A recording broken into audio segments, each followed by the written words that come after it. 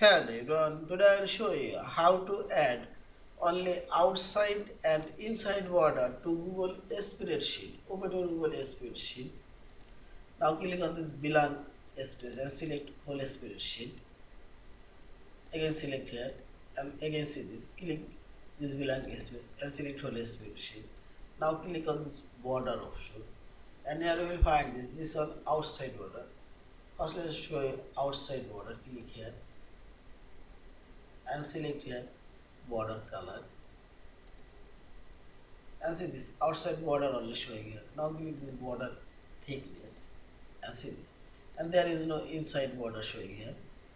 Now again click here and select.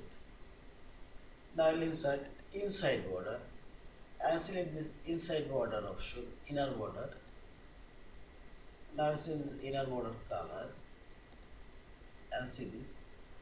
Also I'll make it double underline and see this.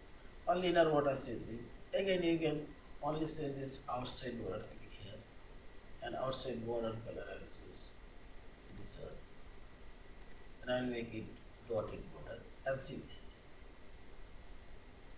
Also you can add solid border. Yeah, this is.